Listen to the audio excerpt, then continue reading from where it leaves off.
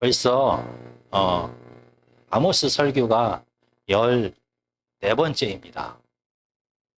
하나님의 심판에 대한 설교가 한 번 들어도 참 듣기가 괴로운데 저희는 지금 벌써 14번째 하나님의 심판의 무서운 말씀에 대하여 듣고 있습니다. 정말 하나님께서는 이스라엘을 향하신 그 심판을 하나님의 자비로 멈추셨습니다. 그런데 오늘 본문에서는 하나님께서 다시 이 심판을 시작하시겠다라고 선포하십니다. 아모스 7장 7절에서 9절까지를 천천히 함께 읽도록 하겠습니다. 7장 7절에서 9절까지입니다. 시작. 또 내게 보이신 것이 이러하니라.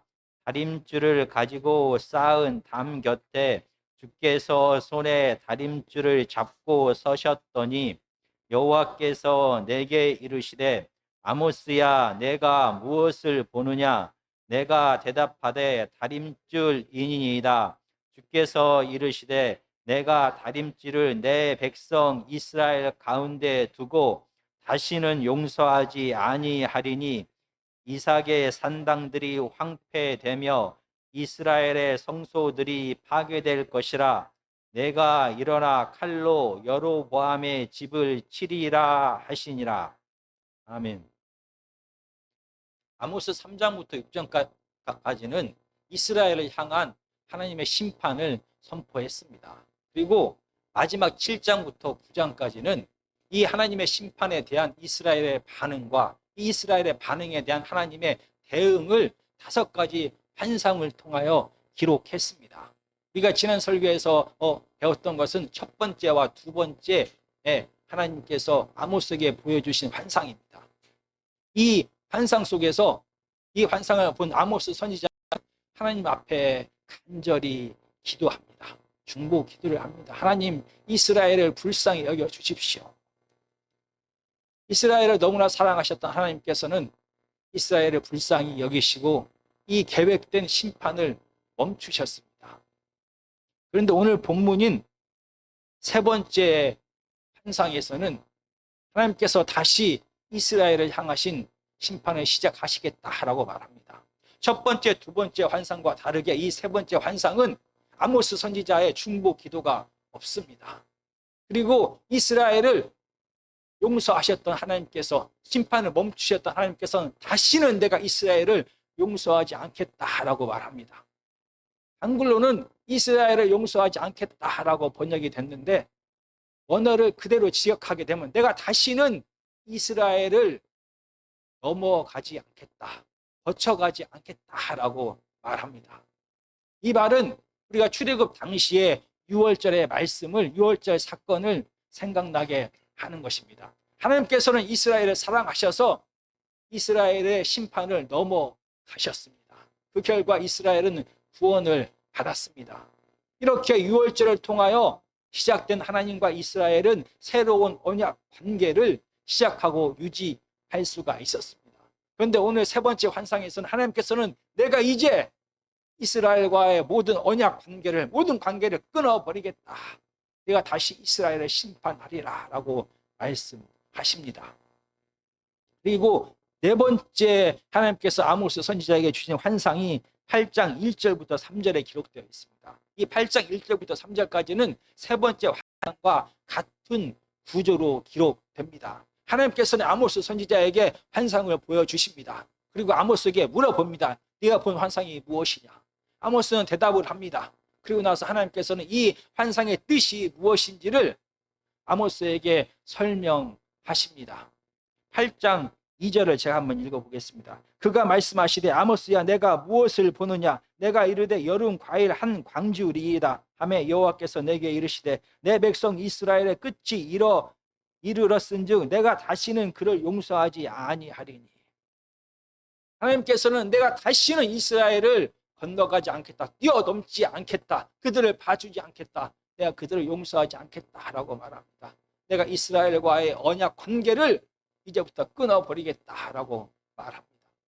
이 3번째 환상과 4번째 환상의 중심 내용은 하나님께서 이스라엘의 성소와 이스라엘의 성전과 이스라엘의 왕궁을 파멸시키겠다라는 것입니다. 하나님의 집이 이스라엘의 성막, 이스라엘 성전, 성소입니다. 그리고 왕이 사는 집이 궁궐입니다. 하나님께서는 이스라엘로 하여금 이 성막과 성전과 왕궁을 통하여 이스라엘의 삶이 유지될 수 있도록 큰 기둥을 이스라엘 백성들 앞에 세우셨습니다. 그런데 그 하나님께서 이 성전과 왕궁을 파멸시키겠다. 즉 이스라엘의 모든 삶을 완전히 철저하게 심판하시겠다라고 말하고 있습니다. 도대체 첫 번째, 두 번째 환상과 세 번째와 네 번째 환상 사이에 어떤 일이 있었길래 이스라엘을 용서하시고 자비를 베풀고 심판을 멈추겠다라고 하신 하나님께서 다시 이스라엘을 향하여 내가 모든 관계를 다 끊고 이스라엘을 철저히 파멸시키겠다라는 심판의 말씀을 선포하고 있는 것입니까? 이 세 번째 환상과 네 번째 환상 사이에 한 사건을 오늘 본문은 기록하고 있습니다. 이스라엘의 제사장 아마샤와 오늘 하나님의 말씀을 계속 전하고 있는 하나님의 선지자 아모스의 대결이 이 가운데 부분에 기록되었습니다. 7장 10절과 11절입니다. 그때 베델의 제사장 아마샤가 이스라엘의 왕 여로보암에게 보내어 이르되 이스라엘 족속 중에 아모스가 왕을 모반하나니 그 모든 말을 이 땅이 견딜 수가 없나이다. 아모스가 말하기를 여로보암은 칼에 죽겠고 이스라엘은 반드시 사로잡혀 그 땅에서 떠나겠다 하나이다. 이 아마샤는 당시 북이스라엘의 종교 지도자를 대표하는 자입니다. 베델의 성수를 책임지고 있습니다. 그는 당시 왕이었던 여로보암 2세에게 이 아모스가 전하는 하나님의 심판의 말씀을 전합니다. 왕이시여, 남유다에서 온 아모스라는 선지자가 북이스라엘을 향하여 하나님의 심판을 전했습니다. 그는 왕은 전쟁에서 패해서 죽게 될 것이고 이스라엘은 가나안 땅을 빼앗겨 다시 광야로 쫓겨나게 될 것이다 라고 선포합니다. 이 아모스 선지자의 이 심판의 말씀이 북이스라엘 사람들의 마음을 흔들고 있습니다. 그는 왕의 나라를 흔드는 반역자가 분명합니다. 이 아마샤 제사장이 왕에게 보고한 이 말씀 중에서 우리가 기억해야 될 것은 모반, 반역이라는 말입니다. 이스라엘의 왕은 누구입니까? 이스라엘의 왕은 하나님을 대리하여 이스라엘 백성을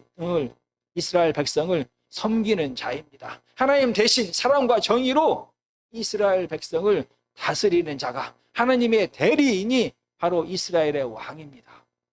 그런데 지금 진짜 왕이신 그 하나님께서 아모스 선지자를 통하여 이스라엘의 왕과 이스라엘 백성들에게 심판의 말씀을 전했습니다. 그런데 이 아마샤 대사장은 이것이 바로 반역이다 라고 말하고 있습니다. 진짜 왕이 이 땅에 세운 대리인에게 심판의 말씀을 전했는데 가운데 서 있는 제사장 아마샤가 왕의 편에 서 있는 것입니다.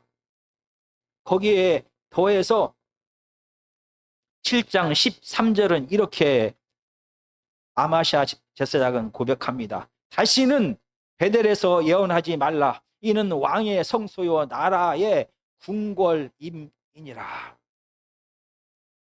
다윗과 솔로몬 시대를 지나고 솔로몬의 통일 왕국의 시대가 마침내 남유다와 북이스라엘로 갈라지게 됩니다. 그때 오늘 본문의 배경이 되는 여로보암 2세가 아닌 여로보암 1세가 북쪽에 사는 10지파를 통합하여 북이스라엘을 세우게 됩니다. 근데 여로보암 1세는 북이스라엘에 살고 있는 이스라엘 백성들이 남유다에 있는 예루살렘 성전에 가서 하나님 앞에 예배 드리러 가는 것을 두려워했습니다. 그래서 그 길을 막았습니다. 그리고 북쪽에 여러 곳에 성소와 성전을 지었습니다. 그 중에 하나가 베델 성소입니다. 여로보암 왕이 하나님의 성소를 지은 목적은 하나님을 위해서가 아니라 자기를 위하여, 왕권을 위하여, 왕권 강화를 위하여 하나님의 성소를 지었습니다. 그런데 오늘 본문에서 아마샤 제사장은 이 성소를 왕의 성소, 이 성소를 하나님의 집이 아닌 왕의 집이다라고 표현합니다. 이 베델이란 말의 뜻은 하나님의 집입니다.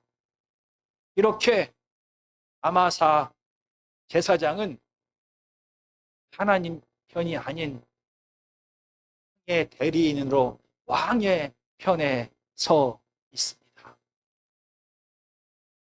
원래 왕과의 관계에서 제사장의 역할이 무엇입니까?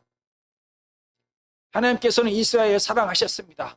그리고 이스라엘을 택하셔서 하나님의 나라를 시작하셨습니다.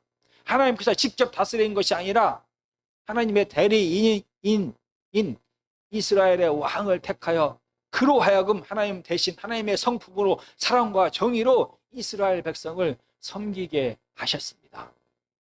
그러나 절대 권력을 가진 이 왕의 제도의 문제점을 하나님께서는 미리 선지자 사무엘을 통하여 말씀하셨습니다.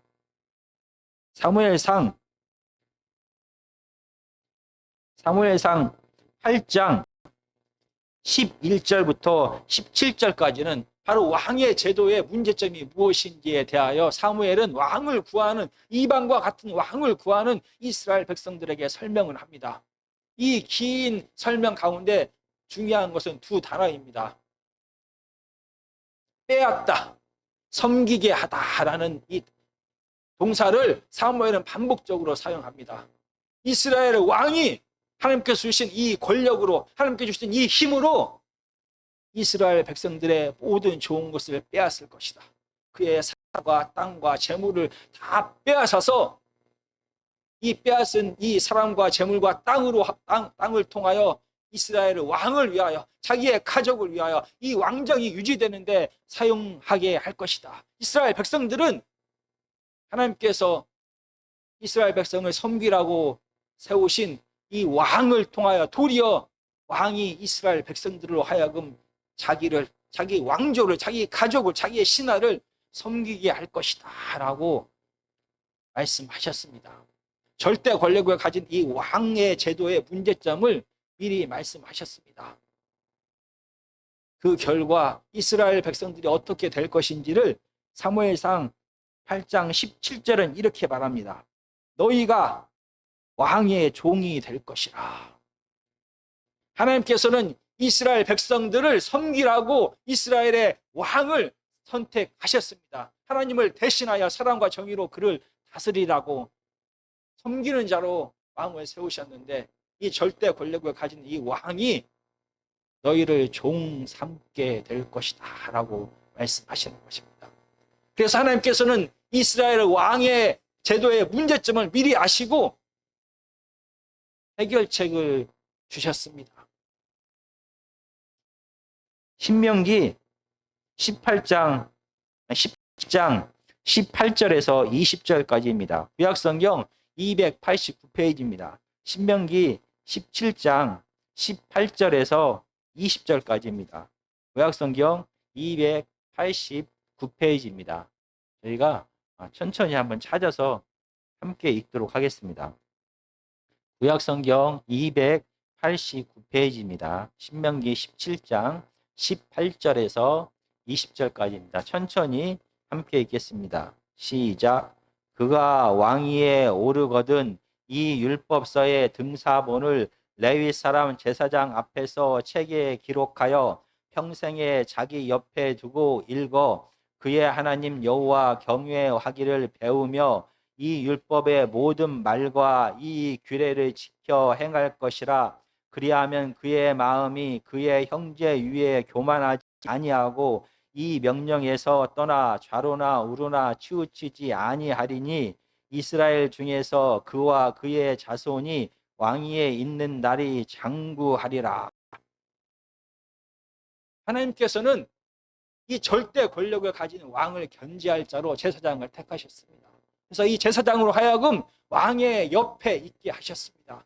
그래서 제사장은 왕의 옆에서 하나님의 뜻이 무엇인지를 다시 한번 왕에게 가르치고 하나님의 율법을 가르쳐서 이스라엘 왕으로 하여금 내가 이스라엘의 왕이 아니라 진짜 왕은 하나님이시다라는 것을 늘 기억하게 했습니다. 내 힘과 능력으로 이 땅을 다스리는 것이 아니라 내 쾌락과 내 이익을 위하여 왕노릇 하는 것이 아니라 하나님의 뜻대로 사랑과 정의로 다스려야 함을 늘 기억하게 했습니다.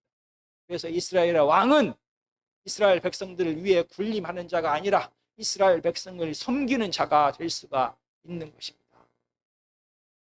그런데 오늘 본문인 아모스에서 제사장 아마샤는 자기의 직분을 잃어버렸습니다. 그는 하나님의 또 다른 대리인으로서 왕권을 견제하고 통제하는 위치에 있는 것이 아니라 그는 하나님을 배반하고 왕의 편에 서서 왕의 대리인의 역할을 하고 있습니다. 왜 하나님의 대리인으로서 왕권을 견제하고 통제해야 될 이 제사장이 왕의 편에 서 있는 것입니까? 아마샤 왜 제사장직을 행하고 있는 것입니까? 오늘 본문인 아모스 7장 12절은 간접적으로 아마샤가 왜 제사장의 역할을 하는지를 드러내고 있습니다. 아모스 7장 12절입니다. 아마샤가 또 아모스에게 이르되 선견자야 너는 유다 땅으로 도망하여 가서 거기에서나 떡을 먹으며 거기에서나 예언하고. 이 제사장 아마샤는 하나님의 심판을 전하고 있는 남유다에서 온 아모스 선지자에게 이렇게 말합니다. 여기서 손가락질 받으며 목숨의 위협을 느끼면서 하나님의 사역을 하지 말고 편한 남유다에 가서 떡을 위하여 예언하라 라고 말하고 있는 것입니다. 아마샤 선지자는 왕의 편에 서 있습니다. 왜냐하면 왕이 그에게 풍요와 안정을 공급하고 있기 때문입니다. 왕으로부터 그가 원하는 지위와 재물과 평안을 누리고 있는 아마샤는 하나님을 위하여 제사장의 직분을 감당하는 것이 아니라 그의 먹을 양식을 위하여 그의 육신의 필요를 채우기 위하여 지금 제사장의 직분을 하고 있습니다. 그래서 눈에 보기에 자기가 필요한 모든 것을 여로보암 2세가 채우고 있습니다. 이 제사장 아마샤는 왕에게 왕의 명령을, 왕의 상황을 거역할 수가 없습니다. 반항할 수가 없습니다. 그는 하나님의 대리인으로서 왕의 절대 권력을 견제하고 통제하는 것이 아니라 오히려 왕의 편에 서서 왕을 변호하고 있습니다. 아마샤뿐만이 아니라 당시에 북이스라엘에 하나님께서 세우신 종교 지도자들이 이렇게 자기의 먹을 양식을 위하여 하나님의 대리인이 아닌 왕의 대리인으로 살아갔습니다. 그 결과 이스라엘은 어떻게 되었습니까? 당시 여로보암 2세 때는 경제적인 풍요로 사람들 눈에는 풍요와 평화가 가득했습니다. 아무런 문제가 없는 것 같았습니다. 그러나 실상은 달랐습니다. 이스라엘의 백성들의 삶은 철저히 무너졌습니다. 하나님을 왕으로 인정하지 않는 힘을 가진 자들이 힘이 없는 이스라엘 백성들을 탄압하고 빼앗고 그 결과 이스라엘 백성들은 고통 가운데, 죽음의 고통 가운데 살았습니다. 그런데 이렇게 고통받는 많은 이스라엘 백성들 역시 힘을 가진 왕처럼 권력과 재물을 바라면서 마음에는 세상에 대한 욕망이 가득한 채로 고통 가운데 살았습니다. 하나님께서 아모스 선지자의 중보 기도가 없이 하나님께서 용서하셨던 것을 다시 멈추시고 심판을 시작하신 이유가 여기에 있는 것입니다. 이스라엘의 절대적인 권력을 가진 왕을 통제하고 견제해야 될 자가 이스라엘의 성전에 있는 제사장입니다. 선지자들입니다. 그러나 그들이 지금 왕의 편에 서 있습니다. 이스라엘의 삶을 유지하는 두 기둥 중에 하나가 성전이고 또 다른 하나가 왕궁이라면 마지막 최후의 보루로 남겨져야 될 이 성전이 무너졌습니다. 성전에서 사역하는 제사장들과 선지자들이 왕의 편에 서 있습니다. 그들은 하나님 편에 선 것이 아니라 세상의 힘과 쾌락 편에 서서 그들 역시 왕처럼 힘과 쾌락을 추구하며 살아가고 있습니다. 그 결과 이스라엘은 완전하게 철저하게 타락했습니다. 아마샤 한 사람의 타락이 아닌, 아마사 한 사람의 문제가 아닌 이 아마사로 대표되어 있는 이 종교 지도자들의 타락은 이스라엘의 영적인 상태를 그대로 보여줍니다. 이스라엘은 더 이상 회개할 마음도 없습니다. 그들은 회개할 기회를 놓쳤습니다. 그들의 마음에 돌같이 굳어져서 하나님 앞에 돌아올 수가 없는 것입니다. 이렇게 자기의 역할을 버리고 하나님을 배신하고 왕의 편에 선 왕의 대리인으로 살아가는 제사장 아마샤를 향하여 하나님의 심판의 말씀이 선포됩니다. 17절입니다. 여호와께서 이와 같이 말씀하시기를 내 아내는 성읍 가운데서 창녀가 될 것이요 내 자녀들은 칼에 엎드러지며 내 땅은 측량하여 나누어질 것이며 너는 더러운 땅에서 죽을 것이요 이스라엘은 반드시 사로잡혀 그의 땅에서 떠나리라 하셨느니라. 이 17절에서는 너는 이라는 주어가 강조가 되고 있습니다. 원래 히브리어의 순서는 동사 서술어가 먼저 나옵니다. 그 다음에 주어가 그 뒤에 나옵니다. 근데 오늘 본문인 아모스 7장 17절은 모든 문장마다 이 주어가 앞으로 나와 있습니다. 전쟁으로 인하여 치욕을 받을 자가 다른 사람의 아내가 아닌 내 아내이다. 전쟁의 칼에 의하여 죽을 자가 다른 사람들의 자녀가 아닌 내 자녀가 될 것이다. 전쟁으로 인하여 땅을 빼앗기게 될 자가 다른 사람이 아닌 바로 너의 땅이 될 것이다. 더러운 이방 땅에서 죽어갈 자가 다른 사람이 아닌 바로 내가 될 것이다. 그리고 반드시 이스라엘은 땅을 빼앗기고 쫓겨나게 될 것이다. 땅을 빼앗기고 광야로 다시 나가게 될 자가 다른 민족이 아니라 이스라엘이 될 것이다 라고 하나님은 선포하고 있습니다. 아모스 선지자를 향한 심판의 말씀이 아니라 아모스 선지자를 통하여 이스라엘 전체에 대하여 심판의 말씀을 전하셨습니다. 정말 하나님께서는 이 세상을 너무나 사랑하셨습니다. 그래서 이 온 세상을 하나님의 사랑과 정의로 다스리기를 원하셨습니다. 그래서 먼저 그 중에서 이스라엘 백성들을 택하셨습니다. 그래서 이스라엘 백성은 하나님의 사랑과 정의로 다스릴 하나님의 사람, 하나님의 대리인을 뽑으셨습니다. 그가 바로 이스라엘의 왕입니다. 그러나 절대 권력을 가진 이스라엘의 왕은 타락할 수밖에 없습니다. 그래서 하나님께서 또 다른 하나님의 대리인을 왕 옆에 세우셨습니다.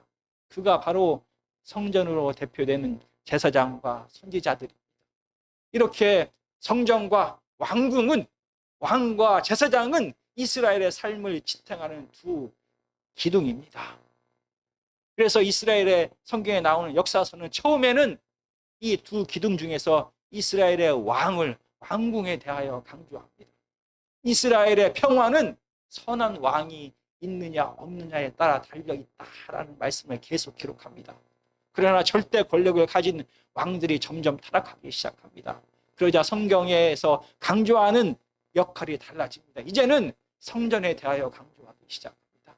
이 타락해버린 이 세상의 힘으로 백성을 억압하고 종삼고 있는 이 왕권을, 이 절대적인 힘을 견제할 바로 성전에 대하여 강조하기 시작합니다. 제사장의 역할과 선지자의 역할에 대하여 강조합니다. 바로 이 성전의 역할은, 제사장의 역할은, 선지자의 역할은 자기가 대리인이라는 것을 잊어버리고 하나님의 보좌에 앉으려고 하는 왕을 다시 끌어내려서 자기의 위치로 당신은 왕이 아니라 하나님의 대리인입니다 하러 끌어내리는 자가 바로 제사장인 것입니다. 그런데 만약에 마지막 보루인 이 제사장이 왕의 편에 선다면, 왕을 견제하고 통제해야 될 이 왕의 옆에서 그 역할을 해야 될 하나님의 대리인인 제사장과 선지자들과 레위 사람들이 왕의 편에 선다면, 힘과 쾌락의 편에 선다면 이스라엘에는 희망이 있는 것입니다. 지금도 마찬가지입니다. 세상은 힘과 쾌락을 추구합니다.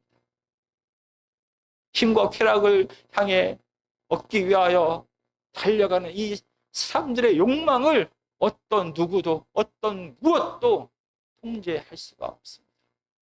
그 결과 이 세상은 죽음과 고통과 미움과 시기와 질투와 다툼이 이 세상을 너무나 사랑하시는 하나님께서 우리를 먼저 부르셨습니다. 하나님의 교회마저, 하나님의 사역자마저, 같은 사명을 받은 하나님의 성도마저 하나님의 편에 서지 아니하고 힘과 쾌락의 편에 선다면 세상은 희망이 없습니다. 지금이 바로 아모스 선지자처럼 목숨을 걸고 하나님의 부름에 순종하여 온 세상을 향하여 하나님의 사람이 어떻게 살아가야 되는지를 외치고 하나님의 사람들이 어떻게 살아가야 되는지를 실질적으로 살아가는 아모스와 같은 하나님의 사람이 필요할 때인 것입니다. 세상을 향하여 하나님의 백성은 가난한 자의 겉옷과 포도주마저 뺏는 자가 아니라 추수할 때 이삭을 남겨놓는 자입니다. 하나님의 백성은 가난한 자를 노예 삼아버리는 자가 아니라 정당하게 돈으로 산 노예라 할지라도 7년이 지나면 그를 자유하게 하는 자입니다. 하나님의 백성은 모든 수단과 방법을 동원하여 힘이 되는 땅을 더 많이 차지하는 자가 아니라 정당하게 산 땅이라 할지라도 50년, 희년이 되었을 때 다시 돌려주는 자입니다. 하나님의 백성은 내 쾌락을 위하여 힘이 없는 연약한 자를 농락하는 것이 아니라 끝까지 사랑하고 품어주고 지켜주는 자인 것입니다. 왜냐하면 하나님의 사랑은, 하나님의 사람은 하나님을 이용하는 자가 아니라 하나님을 사랑하는 자이기 때문입니다.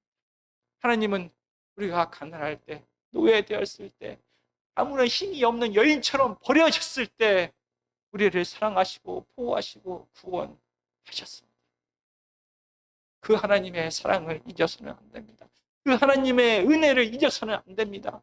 그 하나님의 품으로 다시 돌아가야 하는 것입니다. 이렇게 외치는 하나님의 사람이 필요한 때입니다. 그리고 자기가 외친 그대로 하나님을 마음을 다해 성품을 다해 내 힘을 다하여 사랑하고 내 이웃을 내 몸처럼 사랑하는 자가 하나님의 자녀이고 하나님의 선지자인 것입니다. 죽음과 두려움이 가득한 이 세상에 지금 이런 하나님의 사람이 필요합니다. 우리는 누구의 대리자로 살아갈 것인지, 아마샤처럼 살아갈 것인지 아모스처럼 살아갈 것인지 결단하고 하나님의 뜻대로 온전히 순종하며 살아야 하는 것입니다.